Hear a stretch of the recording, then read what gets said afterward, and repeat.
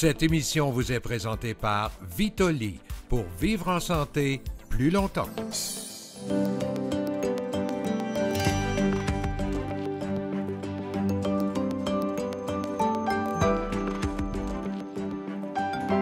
Bonjour, bienvenue à l'émission La santé autrement, émission durant laquelle nous mettons en valeur les principes de la santé intégrative. Notre question du jour aujourd'hui: pourquoi pensez-vous qu'il semble y avoir plus de TDAH de nos jours?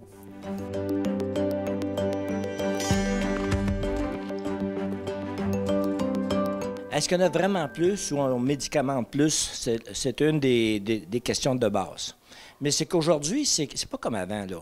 Aujourd'hui, la courbe là, normale, elle s'est allongée. Des enfants, exemple, plus abandonnés, 2-3 parents, on ne sait plus lequel, ils se couchent à n'importe quelle heure. Puis de l'autre côté, touche pas au mien. Fait que ça, de chaque côté, là, ça s'est aplati. Fait qu'il y en a plus de ça. Parce qu'ils sont pas bien diagnostiqués. Je pense qu'on est plus sensibilisé à ce que ça existe. Puis avant, c'était juste un petit tannant, puis maintenant, c'est un TDAH. Parce qu'on est dans une société qui va très, très, très vite. Il n'y a pas beaucoup de pauses, puis on est beaucoup axé sur les écrans, sur la performance. Fait que je pense qu'à quelque part, ça crée des cerveaux qui doivent aller plus rapidement aussi. Je dirais, avant, on disait que c'était des petits tannants. Maintenant, je pense qu'il y a beaucoup de diagnostics. Ce que je trouve qui se passe présentement, c'est qu'ils mettent beaucoup d'étiquettes sur les enfants. Enfin, on a trouvé des remèdes pour ça, puis c'est à la mode. Donc, si on laissait les TDAH être un peu ce qu'ils peuvent être, je pense que ce serait plus facile. Qu'est-ce que tu en penses? Wouh!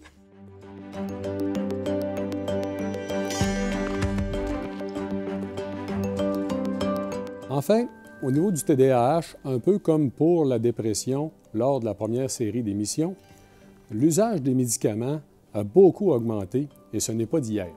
Donc, suivez-moi, je vais vous présenter quelques statistiques au fil des années qui nous portent beaucoup à réflexion. Dans un premier temps, on commence en 2013. 44 du Ritalin prescrit au Canada est consommé au Québec, qui représente 23 de la population. Donc, on voit bien, en fait, qu'il y avait un usage déjà en 2013 de médicaments qui est beaucoup plus élevé au Québec que dans le reste du Canada. 2017, TDAH, la forte hausse de prescription de médicaments se poursuit au Québec, données de l'INES, en fait l'Institut national d'excellence en santé et en services sociaux. 2018, une année plus tard, TDAH, les plus jeunes de classe reçoivent beaucoup plus de diagnostics. Une étude publiée par l'Université Laval. Pourquoi je rapporte l'information? C'est que 4 ans plus tard, en 2022, on vient juste de confirmer que c'est exactement la même situation au Québec actuellement. 2019, les diagnostics de TDAH en constante augmentation au Québec, données de l'INSPQ, l'Institut national de santé publique du Québec. Donc, si vous regardez particulièrement le Québec pour les 2 tranches d'âge les plus touchées, on parle de 10 à 12 ans, 13 à 17 ans, on a environ 3 fois plus de cas au Québec diagnostiqués de TDAH que ce qu'on a dans le reste du Canada sans considérer le Québec.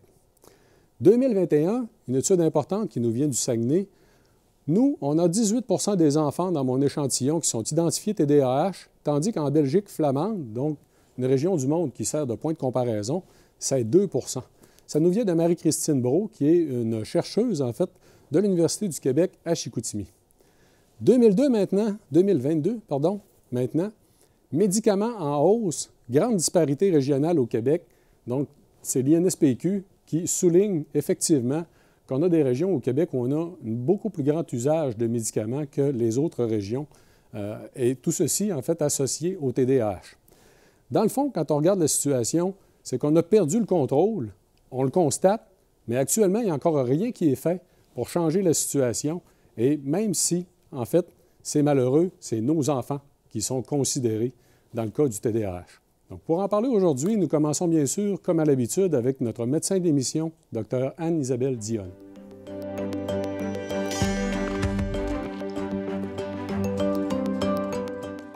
Bonjour Anne-Isabelle. Bonjour Éric.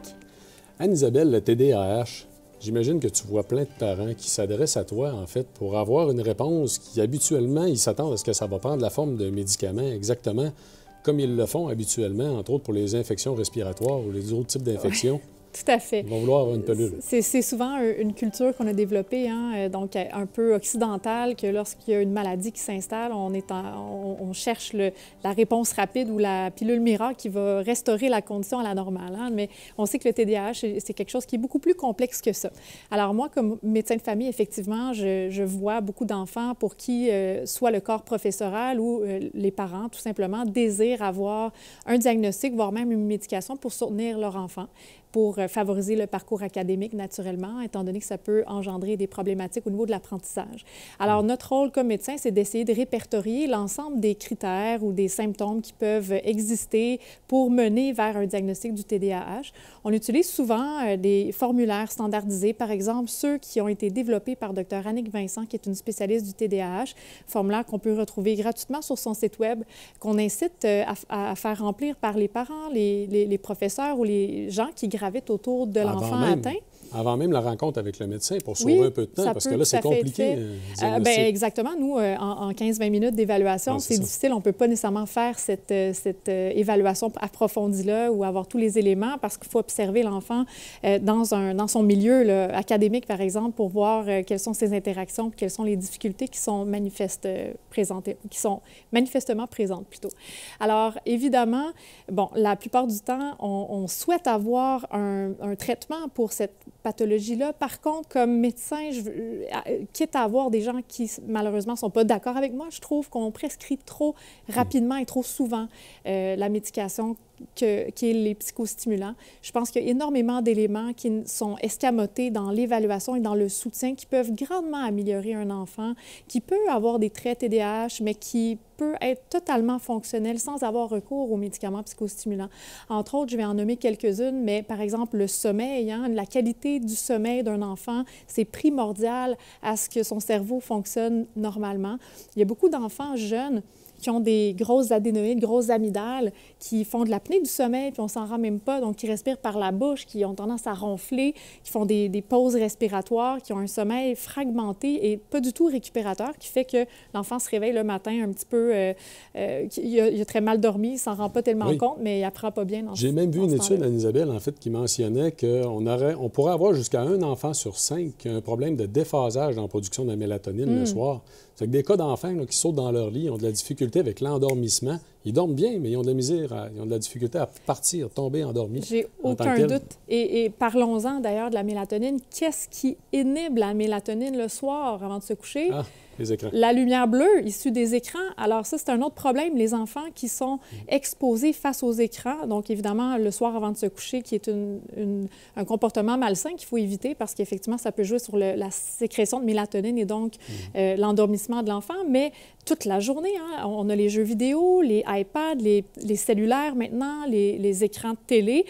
Malheureusement, comme parents, hein, on est souvent un peu causal dans ce comportement-là parce qu'on est nous-mêmes très dépendants des écrans et les enfants vont suivre nos exemples où c'est facile pour un parent de dire, bien moi, j'ai des choses à faire, il faut que je sois productif, je fasse le souper, je vais mettre mon enfant devant un écran pour qu'il soit au calme avec quelque chose qui sollicite son attention. Alors ça, il faut faire attention comme parent pour ne pas encourager ce processus-là qui peut être délétère dans le développement d'un enfant. L'activité physique, hein, naturellement, un enfant qui a besoin de bouger et de se dépenser parce qu'il n'est pas bien assis sur sa chaise au calme, il faut l'encourager. Hein, 30 à 60 minutes par jour d'activité vigoureuse pour un enfant. Il n'y a pas de maximum possible tant que l'enfant est capable de générer ces efforts-là. L'alimentation aussi, il ne faut pas passer sous le silence l'impact du sucre et des aliments transformés auxquels l'enfant est confronté à tous les jours dans ses repas et qui peut générer des problématiques au niveau du fonctionnement cérébral même. Donc, souvent des trucs qu'on retrouve dans les aliments transformés, des colorants, émulsifiants, des pesticides en quantité diverses. Évidemment, plus on mange d'aliments transformés, moins on va manger de fruits et légumes, de grains entiers, de fibres, ce qui va conduire des fois à des déficits nutritionnels. Donc, chez certains enfants qui peuvent manquer de zinc, de vitamine D, de fer, de vitamine C, d'oméga 3, on peut voir des ralentissements ou des problématiques de développement au niveau cérébral. Alors, c'est très important, la nutrition et le statut nutritionnel pour un enfant, dans le but de s'assurer qu'il ne développe pas un TDAH ou s'il y a des traits de TDAH, au moins de les garder sous contrôle avec une hygiène de vie saine, favorable dans tous les cas. En portant attention, on serait peut-être capable aussi de corriger, d'améliorer des facettes en étant plus attentif à toutes ces problématiques-là. Absolument. Merci beaucoup, Merci, de nous Éric. l'avoir partagé avec nous. Je comprends que la pratique du médecin dans le cas du TDAH, c'est très compliqué. Oui. Allons maintenant en parler avec notre pharmacienne de l'émission, Anne-Émilie Dionne.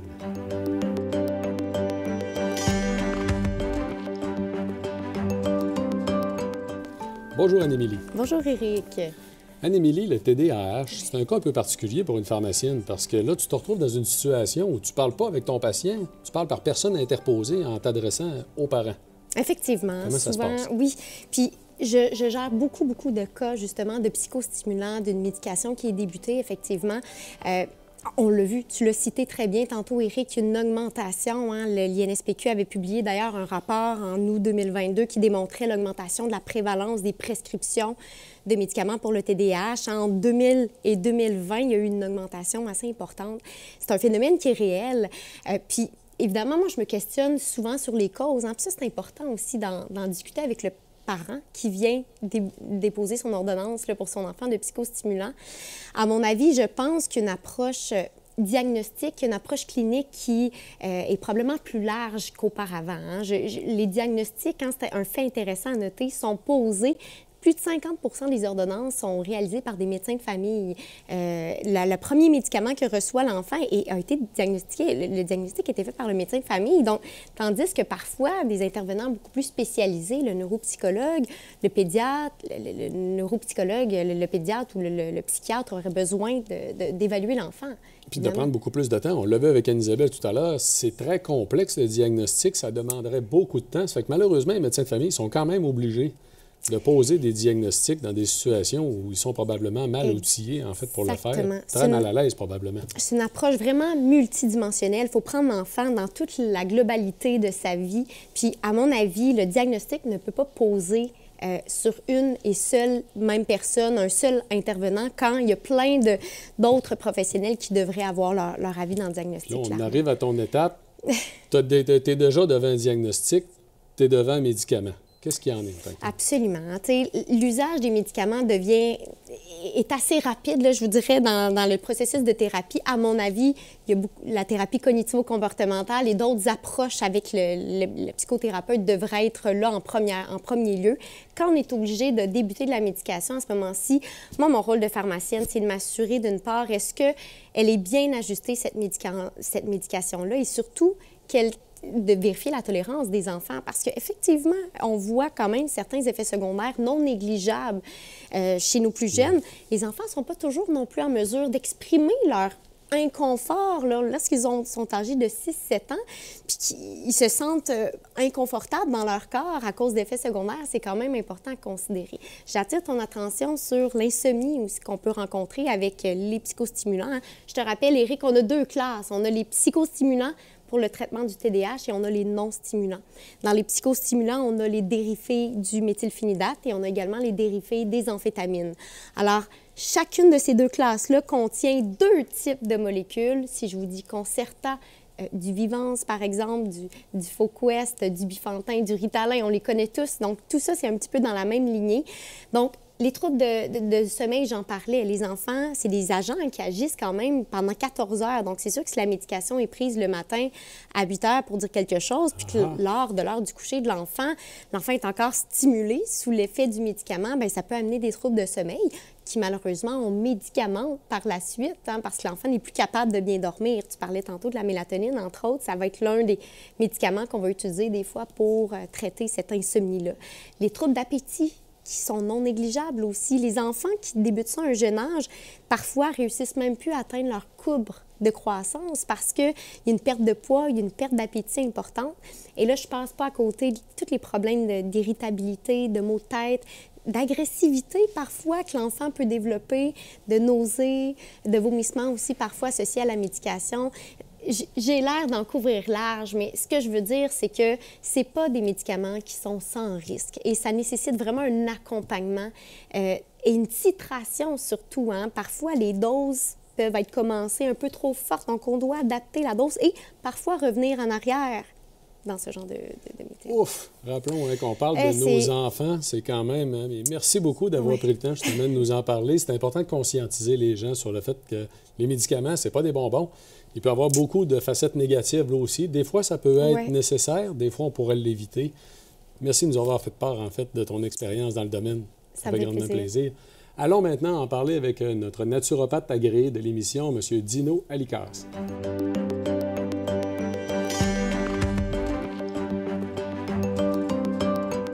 Bonjour Dino. Bonjour Eric.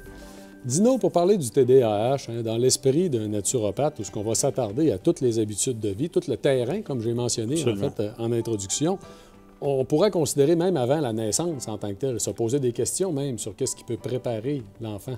Absolument. Le développement d'un enfant passe par son développement in-utérin. Puis la femme, il y a des études qui ont montré que lorsque les mamans ne sont pas carencées en certains nutriments, je pense aux oméga-3 par exemple, l'enfant a moins de risques de développer des problèmes de ce type-là, que ce soit déficit d'attention ou autre. Donc, effectivement, je pense que nous, on essaie toujours de travailler un petit peu en amont, essayer de travailler avec la prévention. Donc, quand on a la chance de pouvoir discuter avec les parents qui veulent avoir un enfant, bien, on peut les préparer. Ça peut être le manque de fer. Il y a plusieurs choses qui peuvent se passer durant la grossesse. Mais au-delà de ça, évidemment, on rencontre des parents qui sont parfois intéressés à voir comment on pourrait les aider avec leur enfant qui est déjà d'âge scolaire et qui commence à avoir une situation. Fait que c'est sûr qu'on va adresser toutes les facettes. Essayer de considérer, c'est ça, toutes les facettes. On a parlé tout à l'heure, entre autres, du sommeil. J'imagine, bon, c'est bien sûr un cas. Clairement, c'est-à-dire qu'il y a deux choses. Soit on peut prévenir, s'assurer que tout est là pour que l'enfant son cerveau fonctionne le mieux possible, mais on peut aussi, lorsqu'il y a de la médication, aider à contrer certains des effets secondaires. Donc, je veux dire, on ne travaille pas en silo, on travaille en équipe, on essaie de le faire dans ce sens-là. Mais c'est clair qu'on va essayer de regarder l'alimentation probablement en premier. C'est une des premières choses, je pense, qu'il faut considérer. Et malheureusement, on n'en parle pas beaucoup. On entend beaucoup parler qu'il manque de personnel, de gens pour gérer les classes, de spécialistes dans les classes pour évaluer les enfants, tout ça. Puis on n'entend jamais parler d'alimentation. Et pourtant, assez récemment, j'ai vu une vidéo d'un papa sur TikTok, pour ne pas le nommer, qui exprimait en fait, sa gratitude face au médecin de Sainte-Justine qui venait d'admettre, dans le fond, sa petite fille de 5 ans qui souffrait. Par contre, il faut le dire, d'un problème d'épilepsie, un problème assez rare, mais quand même, sa petite fille avait aussi des problèmes de TDAH, de comportement, etc. Et en l'espace de quelques jours, sans médicaments, en fait, on a fait une intervention alimentaire. Il appelle ça la restriction thérapeutique des glucides. On a diminué les glucides dans son alimentation à tel point qu'au bout de 4 jours, sa petite fille ne prenait plus aucun médicament pour son épilepsie, son TDAH. Elle était capable de faire un dessin sans dépasser, avoir une conversation avec son père. Évidemment, c'est un cas, mais c'est spectaculaire. Chose qu'elle n'était pas capable de faire auparavant. Juste avant. On peut comprendre en 4 jours, en fait, la stupéfaction de son père de dire de deux façons « Wow, elle va mieux », puis de l'autre bord « Zut, ce qu'on faisait n'était pas correct. » Pour lui, il disait, écoute, le matin, c'était des Pop-Tarts, des céréales, des céréales sucrées, des tartines avec du chocolat, peu importe. Pour lui, c'est normal. Nos enfants, souvent, c'est ce qu'ils vont manger avant de déjeuner. Puis dans son cas, elle, puis il faut bien expliquer que c'est peut-être pas la raison pour tout le monde, entendons-nous. Là, je suis pas en train de dire qu'avec une seule intervention, on va tout régler les problèmes. Mais clairement, il y a quelque chose à voir là. Puis on parle jamais d'alimentation au niveau de l'éducation. Ça ne fait pas partie du discours comme tel. Puis sans compter qu'il y a peut-être des enfants qui ont des intolérances alimentaires. On sait, par exemple, puis c'est un petit peu en dehors de la pratique ou des guides de pratique, si on veut, mais une alimentation hypotoxique. On voit ça souvent en naturopathie. Des fois, on approche, on fait des diètes d'élimination, on réintroduit, on essaie d'enlever des choses qui peuvent déclencher des réactions au niveau du cerveau, notamment. C'est souvent même des alimentations qu'on peut tester chez des gens qui ont des problèmes cognitifs en vieillissant, et on se rend compte qu'on a des résultats parfois vraiment très intéressants. Évidemment, l'exercice physique, le sommeil, tout ça, il faut l'adresser, il n'y a aucun doute là-dessus. Je pense qu'à la fin, les saines habitudes de vie font en sorte que la personne va être mieux. Est-ce qu'elle va complètement régler son problème? Peut-être pas, mais ça reste intéressant. Puis ce que j'aime bien aussi, puis je fais rapidement, mais j'ai remarqué que les enfants aujourd'hui sont dans des contextes scolaires qui sont différents de peut-être leurs habitudes. Hein. On sait qu'ils ont des écrans, ils ont, depuis les années 2000, fin des années 2000, les iPhones, tout ça, ils sont tellement stimulés que c'est difficile de les faire s'asseoir puis de ne pas avoir de stimulation pendant la journée. Donc, il faudrait peut-être revoir un peu le modèle de ce côté-là. Je ne suis pas toujours sûr que c'est un déficit d'attention vraiment diagnostiqué. C'est fort intéressant, vraiment. Merci beaucoup, en fait, Dino, de nous avoir fait profiter de la pratique du naturopathe. Et allons en parler justement avec notre experte invitée de l'émission aujourd'hui, qui est Isabelle Fournier, qui est neuropsychologue et qui, vous allez voir, s'y connaît particulièrement bien dans le diagnostic du TDAH.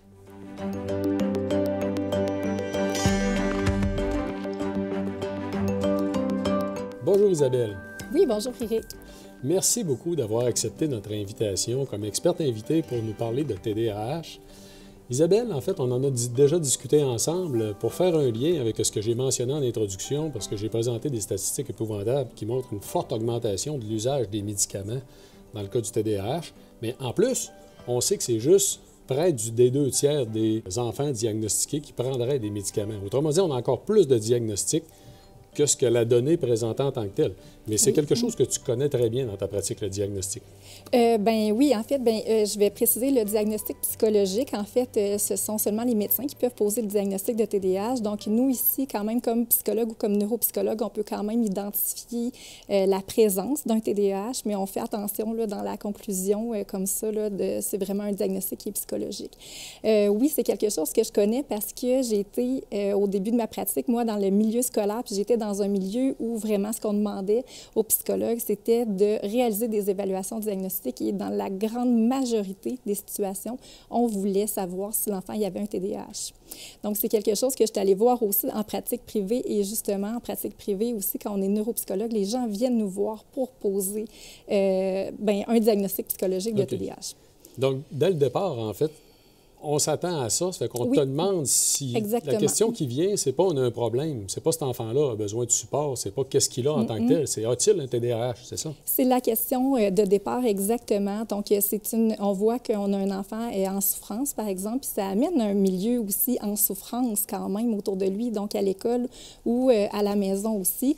Et là, la question qui va venir souvent en premier lieu, c'est pas nécessairement qu'est-ce qu'on peut faire pour aider cet enfant-là. La question qui vient, c'est est-ce que cet enfant-là a un problème pour lequel il va avoir besoin d'une aide éventuellement. Mais c'est une fausse croyance de penser qu'on a besoin de passer une batterie de tests, d'évaluation pour savoir de quoi un enfant a besoin. Ah oui? Comment est-ce qu'on pourrait procéder? Comment on pourrait procéder? Bien, en fait, vous en avez quand même parlé tout à l'heure avec les différents experts. Il y a quand même plusieurs facteurs au niveau des saines habitudes de vie, des choses qu'on peut mettre en place d'emblée, finalement, pour aider notre enfant à déjà se sentir mieux. Mais aussi, à la base, on veut s'assurer que les pratiques éducatives sont adaptées pour l'enfant, mais pas juste pour l'enfant, pour tous les enfants, en fait. Donc, on a tendance, avec l'évaluation, d'aller dans une approche où on veut évaluer l'enfant de façon individuelle pour voir qu'est-ce qui se passe pour lui, qu'est-ce qu'on va pouvoir faire pour lui. Mais d'emblée, on pourrait quand même avoir une pratique où on va regarder de façon plus systémique, finalement, qu'est-ce qu'on peut faire pour les enfants, finalement. Est-ce qu'on a mis en place les méthodes d'intervention universelles qui vont servir à tous les enfants, finalement, en premier lieu?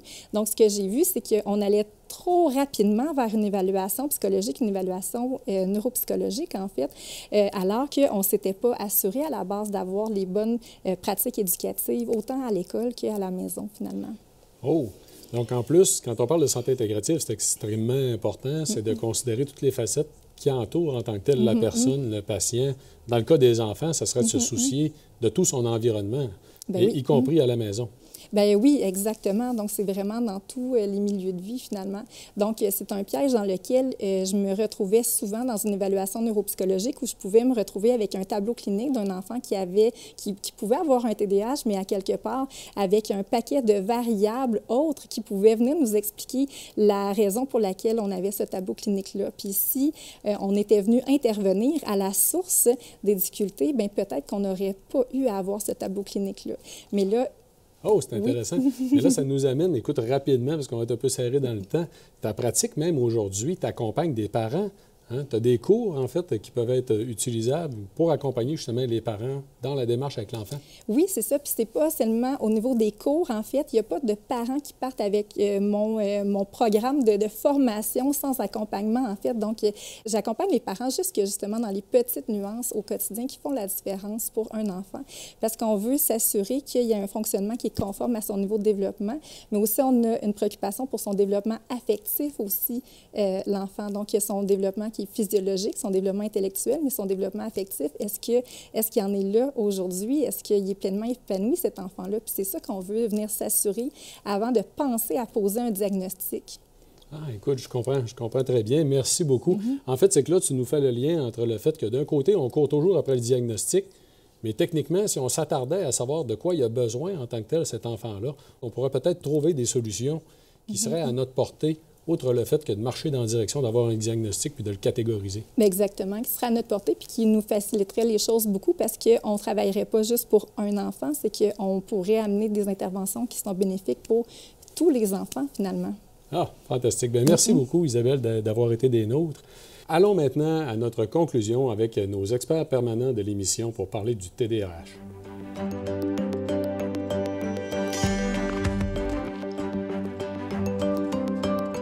Donc, en conclusion, les experts permanents de l'émission, on est devant une problématique de santé pour laquelle on a beaucoup de facettes qui interagissent ensemble pour causer donc un problème qu'on cherche à diagnostiquer à tout prix ou encore à donner un médicament. Pourtant, on pourrait en fait bien s'informer puis peut-être trouver d'autres pistes de solutions.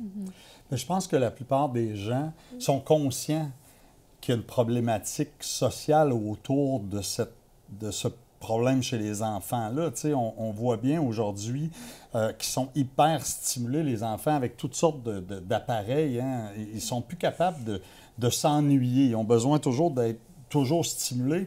Puis ça vaut pour les adultes aussi. Moi, le premier, je veux dire, à partir du moment où on a 2 secondes à rien faire, on prend notre téléphone, on veut savoir ce qui se passe, mais ils ne sont pas différents. Donc, comment on peut penser que de les asseoir dans une classe pendant 2-3 heures à écouter, c'est pas toujours aussi stimulant. Puis je pense que les professeurs font un excellent travail, mais c'est difficile de concevoir que dans cet environnement-là, c'est ce qui se passe. Puis ça, c'est sans compter les habitudes de vie, l'alimentation, tout ça, là, qui viennent bousiller un peu le portrait de clinique, si on veut. Donc, tout à fait. Puis j'emphase là-dessus vraiment les habitudes de vie, la promotion du sommeil, l'alimentation saine, moins de sucre, plus de nutriments, plus de densité nutritive, une correction des déficiences nutritionnelles qui peuvent exister. Donc, effectivement, traiter le problème à la source, pas faire l'erreur de faire un diagnostic sans avoir encadré puis fait la promotion de ces habitudes de vie-là sous-jacentes. Puis,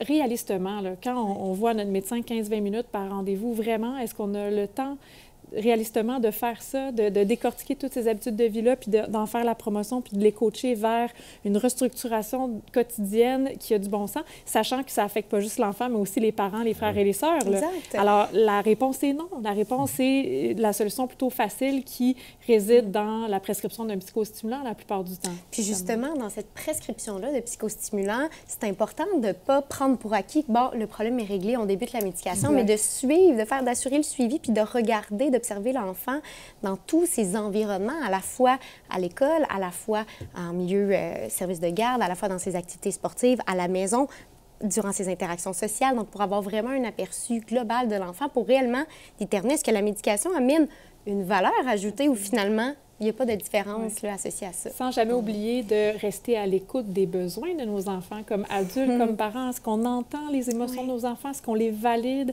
Est-ce que leur développement affectif est vraiment bien nourri par l'encadrement parental? Est-ce que c'est positif, la pédagogie de laquelle on fait preuve pour éduquer nos enfants? Donc, c'est aussi des questions qu'il faut se poser comme parents. On en est des parents, donc on se questionne aussi sur les meilleures façons d'éduquer nos enfants, mais je pense que c'est important dans la façon dont l'éducation est... Tout à fait d'accord. Merci beaucoup, en fait, pour vos efforts à bien faire ressortir l'importance de la santé globale, entre autres, au niveau de nos enfants.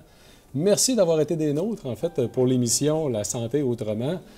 Cette émission durant laquelle on met en valeur les principes de la santé intégrative, je vous invite à la partager, bien sûr, avec vos amis, les gens de votre famille, pour nous aider à faire rayonner la santé intégrative au Québec. Et soyez des nôtres la semaine prochaine, nous allons parler du diabète de type 2. À bientôt.